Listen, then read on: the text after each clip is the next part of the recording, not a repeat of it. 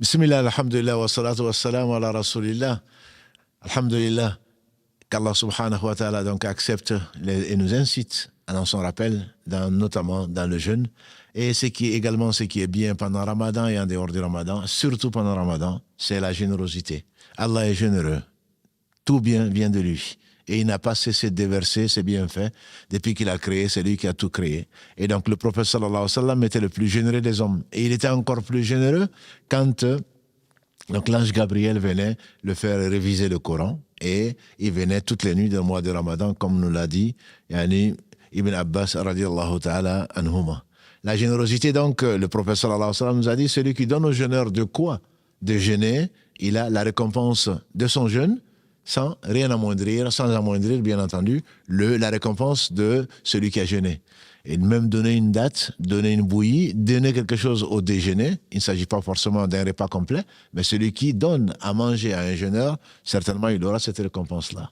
Plus sa propre récompense, bien entendu. Donc la bienveillance en général, avec son épouse, avec son époux, avec ses parents notamment, avec ses enfants, avec le voisin, avec tout un chacun, doit faire partie donc du jeûne. Jeûner, c'est également s'abstenir de la malfaisance. Le prophète alayhi salatu wassalam nous a dit, Allah n'a que faire du jeûne de celui qui ne s'abstient pas du mensonge et de la tromperie. Donc quand on jeûne, les yeux doivent jeûner, la bouche doit jeûner, les pieds doivent jeûner, la main doit jeûner, qu'Allah subhanahu wa ta'ala accepte donc notre jeûne. Allah subhanahu wa ta'ala est le jeûneux, le miséricordieux par essence, par excellence. Il a dispensé du jeûne celui qui ne peut pas supporter, le malade notamment. On n'a pas besoin de certificat. Donc pour cela, et Allah sait, il sait tout, donc on ne doit pas se mentir. Celui qui ne peut pas supporter le jeûne à cause d'une maladie ou qui pense qu'en jeûnant, les médecins disent que sa maladie va s'aggraver, et surtout nos pères, nos mères, qu'ils fassent attention, c'est pas parce qu'on a jeûné déjà 40 ans qu'il faut continuer à jeûner, parce que c'est un suicide que de jeûner, alors que le jeûne, si le jeûne va amener donc, va entraîner la mort. Donc le malade est dispensé de jeûner. Allah subhanahu wa ta'ala lui permet, et il n'y a pas de maladie sans médicament. Allah n'a pas fait descendre une maladie sans faire descendre donc son médicament. Et donc qu'on le connaisse ou qu'on ne le connaisse pas. Par conséquent, après la guérison, c'est Allah qui guérit, il est le seul guérisseur. Après la guérison et avant l'autre mois de Ramadan, on doit pouvoir donc rendre son jour de jeûne, comme on doit le rendre également après les menstrues, quand on n'a pas jeûné, etc. Et si on ne guérit pas, dans l'année, on nourrit, il y a la fidya, on nourrit donc un pauvre par jour de jeûne manqué. Et donc, il ne faudrait pas faire ce que Allah subhanahu wa ta'ala n'aime pas, en voulant, même avec la très bonne intention. Quand on est malade, on est malade. Quand on peut supporter, par contre, on doit jeûner. Et Allah subhanahu wa ta'ala est le plus généreux. Allah, le généreux, nous permet également de ne pas jeûner quand on voyage. On jeûne ou on ne jeûne pas. Les savants, ils ont beaucoup discuté, est-ce qu'il est mieux de jeûner quand on voyage ou il est mieux de ne pas jeûner quand on voyage. Ça dépend bien entendu de tout un chacun, ça dépend de la difficulté du voyage, mais on peut, même en avion, même si c'est un voyage d'1 heure, mais à condition que ce soit un voyage, qu'est-ce qu'un voyage? Les savants, sont unanimes, en tout cas les 4 écoles, pour dire que le voyage, c'est ce qui dure 1 jour et 1 nuit, mais en fait, c'est un calcul de kilométrage. Tout ce qui dépasse 84 d'un kilomètre est considéré comme voyage, si le voyage est licite. Si on va voyager pour faire de l'illicite, pour faire du haram, cela ne compte pas. Et donc, le voyage, c'est ce qui dure, 84 km, mais dès le moment où on a quitté, on a les habitations derrière soi, à ce moment-là, on peut déjeuner. Mais on ne déjeune pas avant de quitter sa maison, parce qu'il se peut qu'on ait un empêchement, et donc là, on aura désobéi à Allah subhanahu wa ta'ala. On attend de sortir donc de la ville pour pouvoir déjeuner. On n'a pas besoin d'arriver à destination pour déjeuner. Et des compagnons du prophète sallallahu alayhi wa sallam jeûnaient en voyageant et d'autres ne jeûnaient pas. Et ceux qui jeûnaient ne reprochaient pas aux non-jeûneurs et les non-jeûneurs ne reprochaient pas non plus à ceux qui jeûnent. Donc il n'y a vraiment pas de souci à le faire et il n'est pas piété. Ce n'est pas un acte de piété non plus que de jeûner en voyageant, alors que Allah nous a permis de ne pas jeûner. S'il y a des difficultés, ce serait nous qui les aurons cherchées et Allah aime la facilité. Quand on arrive de voyage, est-ce qu'on doit s'abstenir du manger ou du boire? Quand les menstrues s'arrêtent dans la journée, est-ce qu'on doit s'abstenir du manger ou du boire? Non. Alhamdulillah, on ne doit pas s'abstenir. On est arrivé, même si c'est le matin, on peut manger, on peut boire. Si les menstrues s'arrêtent même après le Fajr, même avant le lever du soleil, puisqu'on ne pouvait pas jeûner, alors très certainement, on peut continuer à manger, à boire, probablement par pudeur et par respect vis-à-vis des autres. On ne va pas manger au vu et au su de tout un chacun. Par contre, on peut manger et on peut boire. Il n'y a absolument pas de choses qui soient déconseillées de ce point de vue-là, puisque Allah permet, il aime la facilité et il permet donc aux non-jeûneurs de faire les choses et qui ne permet pas donc aux jeûneurs. Allah aime, comme l'a dit le prophète sallallahu alayhi wa sallam, que l'on observe, que l'on profite plutôt de ses rukhsa, de ce qu'il a permis, de ses facilités, comme il aime également que l'on soit strict quand il a ordonné. C'est pour cela que donc, celui qui voyage peut ne pas jeûner, et celui, bien entendu, qui revient de voyage peut manger, et celle qui a été indisposée, et à la fin donc de ses menstrues, quel que soit le moment, peut manger, peut boire, et bien entendu se doit de se purifier pour pouvoir donc adorer son Seigneur subhanahu wa ta'ala, adoration qui est la raison pour laquelle il nous a créés. Donc Allah, le miséricordieux, celui qui a tout créé sans besoin, à lui tout revient, sans lui rien ne se réalise, la personne donc qui prend de l'argent, physiologiquement a besoin de manger, a besoin de boire. Et donc Allah permet à la personne qui ne peut pas supporter le jeûne à cause de l'âge, ou à cause d'autre chose d'ailleurs, de ne pas jeûner. Cela veut dire que donc, la personne qui est âgée peut et manger, puisqu'on sait qu'elle ne mange pas beaucoup, mais elle a besoin de manger très souvent. Et donc il ne faudrait pas faire ce qu'Allah n'aime pas. Allah aime la facilité. La personne qui ne peut pas, à cause de l'âge, donc qui ne peut pas jeûner, n'a pas à jeûner. Et il n'y a pas de honte à cela. Et donc à ce moment, elle donne à manger pour donc chaque jour de jeûne manqué. Cette fidia, donc, c'est la nourriture à un pauvre. Nourriture, donc, d'un pauvre, pas forcément un repas complet. C'est pas le midi, le soir, c'est juste lui donner à manger. Je suppose que c'est pendant le mois de Ramadan qu'on le fait. On peut le dire, on peut le donner le jour même, chaque jour. On ne peut pas en avance, puisqu'il se peut qu'on ne vive pas. On le fait au jour le jour, ou après la semaine, ou après le mois. L'essentiel, c'est de nourrir le pauvre avant donc le prochain Ramadan. Ça, c'est une chose qui est importante, parce que si on ne le fait pas, on aura désobéi à Allah subhanahu wa ta'ala qui nous donne 11 mois donc pour rattraper ou pour compenser. Ça, c'est la compensation, qui est donc la fidia. Elle n'a pas de quantité bien précise, c'est juste donner à manger, donc de la nourriture que nous-mêmes, on aurait souhaité manger. Allah a éprouvé, et qu'Allah bénisse nos mères qui ont donné la vie, parfois au prix de leur vie. La femme qui est enceinte, pour des raisons physiologique, peut avoir du mal à jeûner, notamment avec les nausées dans les premiers mois, etc. Mais bien sûr, toute grossesse est différente de l'autre. Et donc, celle qui peut jeûner, jeûne pour son bien. Et celui qui jeûne, le jeûne n'a pas d'équivalent. Mais celle qui a des nausées ou qui a du mal à jeûner, bien entendu, Allah subhanahu wa ta'ala lui permet de ne pas jeûner, de rompre le jeûne. Elle mange et elle boit, en discrétion bien entendu. D'ailleurs, elle n'a même pas envie de manger. Mais bref, elle peut manger, elle peut boire et rendre ensuite ce jour-là pour l'avis majoritaire des savants. Simplement, ce n'est pas le seul avis, puisqu'il y a des compagnons du prophète sallallahu alayhi wa sallam qui disent que le prophète sallallahu alayhi wa sallam a dit, n'est-ce pas que Allah a réduit la prière pour le voyageur et a dispensé la femme qui est enceinte et celle qui allait. Et donc ceux-là, ses compagnons, dont Abdallah ibn Omar, radiallahu anhuma, et Abdallah ibn Abbas, qui disent qu'elle n'a pas à rendre ces jours-là, elle se doit tout simplement de nourrir un pauvre, comme le ferait la personne qui est âgée. Et il amène comme explication, entre autres, le verset 184, le verset 184 de la sourate Al-Baqarah, et donc il permet à ceux qui ne peuvent pas le supporter de nourrir un pauvre. On va parler de moyen de contraception, la pilule. La pilule, parce que certaines de nos sœurs, il est plus facile de jeûner effectivement avec le groupe, plus facile de jeûner quand tout le monde jeûne, et on sait que souvent on se fait rattraper. Avant, jusqu'à l'autre Ramadan, on traîne. Donc certaines personnes prennent la pilule pour ne pas voir les menstrues, pour pouvoir jeûner en continu avec les autres musulmans. Ceci est-il permis ou pas? Telle est la question. Les savants disent que ceci est permis, mais ce n'est pas physiologique. Ce n'est pas quelque chose de conseillé. Mais on peut le faire, comme pour aller au pèlerinage ou à la Umrah, on peut prendre la pilule pour retarder, ou plutôt pour ne pas avoir ses menstrues. Ceci est bien pratique, puisque quand on arrive à la Mecque, on a du mal, certainement, on sera obligé donc d'attendre, et peut-être que ceci va poser des problèmes d'un point de vue commodité logistique pour le voyage. Donc c'est permis. On peut le faire. Simplement, ce n'est pas conseillé, puisque si Allah avait voulu, pendant le mois de Ramadan spécialement, il suffit qu'il dise soit pour que la chose est, il pouvait décider, dans sa sagesse et dans sa toute-puissance, qu'on n'ait pas de menstrues pendant le mois de Ramadan. Ça lui est facile. Mais il n'a pas fait ça, donc c'est une preuve.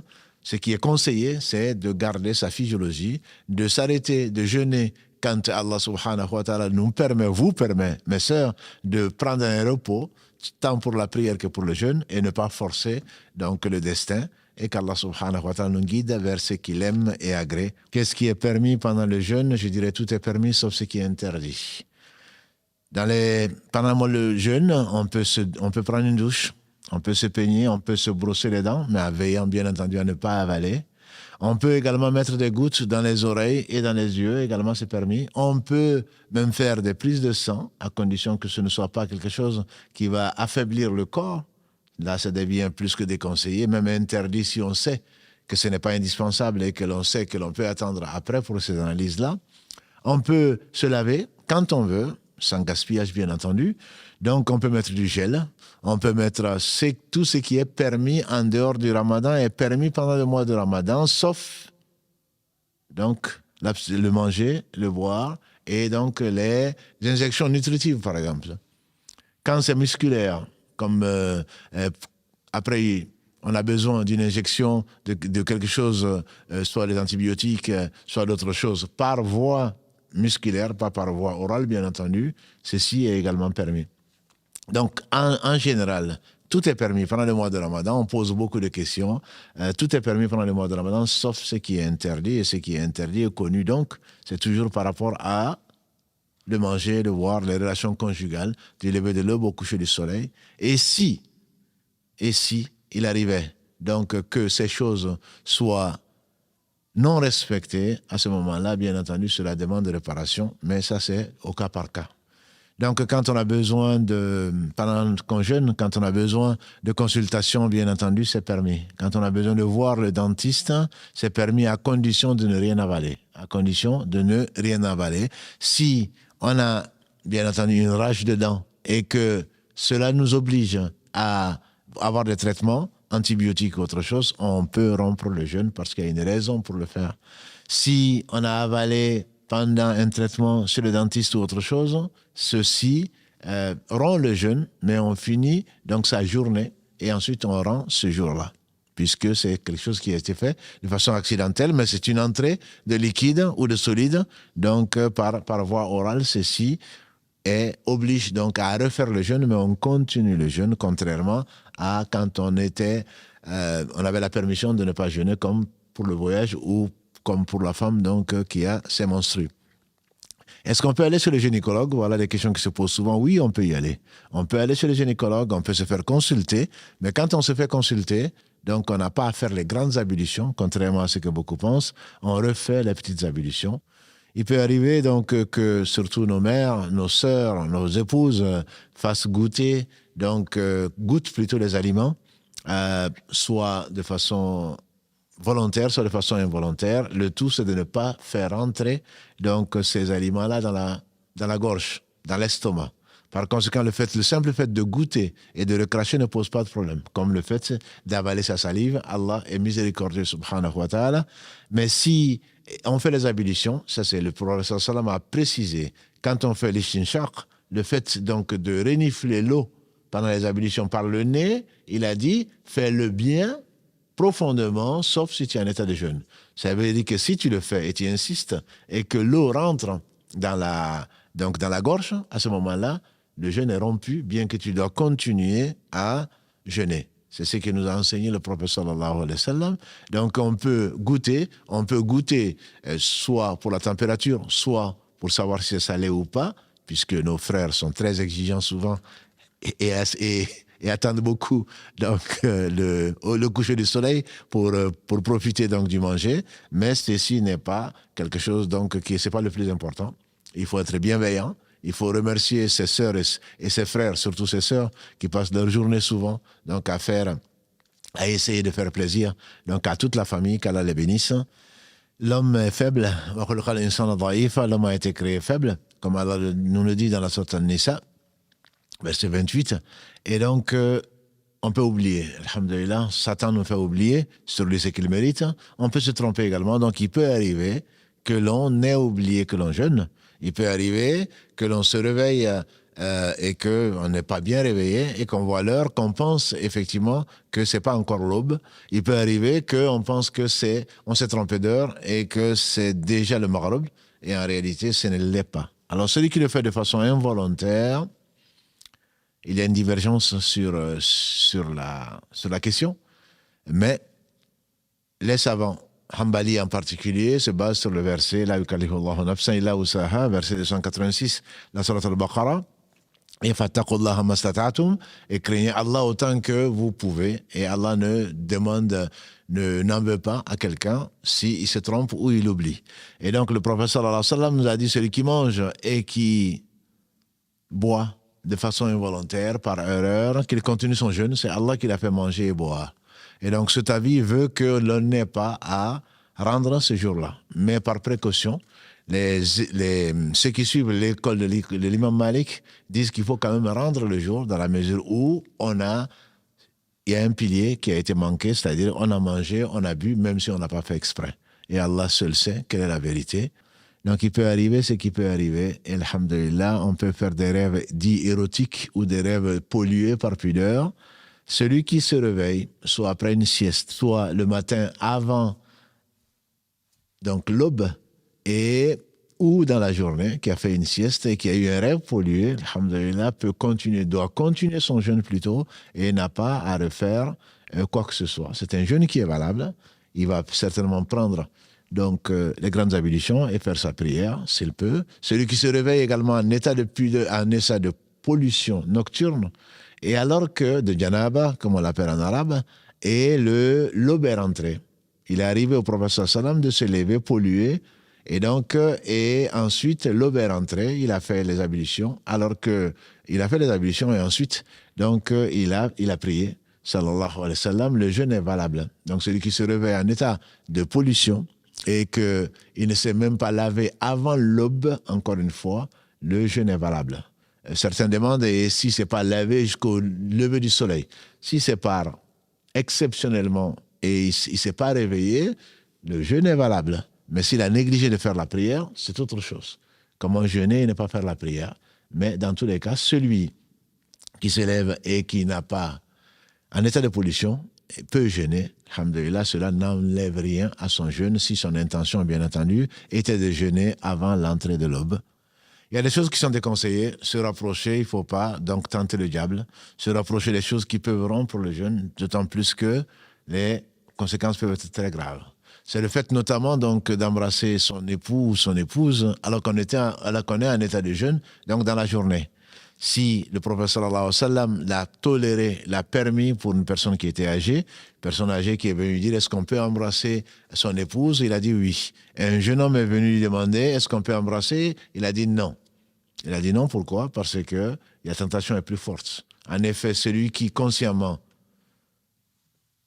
regarde les choses excitantes ou érotiques, que ce soit des films, que ce soit autre chose, même par pensée, quand il y a une sortie de sperme ou l'équivalent chez la femme, le jeûne est rompu. On doit continuer bien entendu le jeûne et on doit rendre ce jeûne-là. Et donc par conséquent, il ne faudrait pas tenter le diable. Par contre, celui qui volontairement, parce que poussé par le diable, a des relations conjugales dans la journée du mois de Ramadan, a fait quelque chose d'extrêmement grave. Et là, ce qui est prévu comme conséquence, c'est qu'il continue son jeûne et il doit libérer un esclave, s'il y en a, sinon jeûner 60 jours consécutifs. Et s'il ne peut, de nourrir 60 pauvres, pas parce qu'il choisit. Non, c'est dans cet ordre-là. Et Allah subhanahu wa ta'ala est bienveillant pour lui donner une leçon et pour que plus jamais il ne soit tenté par cela. Qui parle de Ramadan parle de Tarawih. Tarawih, c'est les prières de nuit donc du mois de Ramadan, et en réalité, ce n'est pas une nouveauté. On les appelle les Tarawih et on le fait souvent en groupe dans la mosquée, mais historiquement parlant, le prophète sallallahu alayhi wa sallam se levait la nuit, ça fait partie donc des choses qu'Allah lui a imposées avant, et ensuite donc il a également encouragé les croyants à le faire, Ramadan ou en dehors de Ramadan, ce qu'on appelle le Qiyamul Layl. Ce sont des moments précis. Le dernier tiers, notamment de la nuit, Allah subhanahu wa ta'ala descend comme ici à Sa Majesté pour demander est-ce qu'il y a un serviteur bien qui sache, un serviteur qui m'invoque pour que je lui accorde, un serviteur qui me demande protection pour que je lui accorde. Donc Qiyamul Layl, c'est tout ce que l'on fait après la dernière prière du soir, le Isha. Ou alors, il y a encore mieux, c'est que l'on fait après s'être couché, qu'on se réveille, qu'on appelle donc le tahajjud. Le prophète alayhi salatu wassalam nous dit, notre mère Aïcha Kalalagré, il priait et ne me demandait pas combien c'était long, combien c'était beau, de 11 ou 13 rakas, donc avant le coucher, avant plutôt l'arrivée du Fajr. Et donc le Tarawih est quelque chose qui a été institué après lui par Omar ibn Khattab Kalalagré, mais cela fait partie des choses qui sont conseillées, qui ne sont pas les choses qui sont obligatoires. Et donc le prophète alayhi salatu wassalam l'a pratiqué sans l'appeler Tarawih. Wassalamu alaikum wa rahmatullahi wa barakatuh.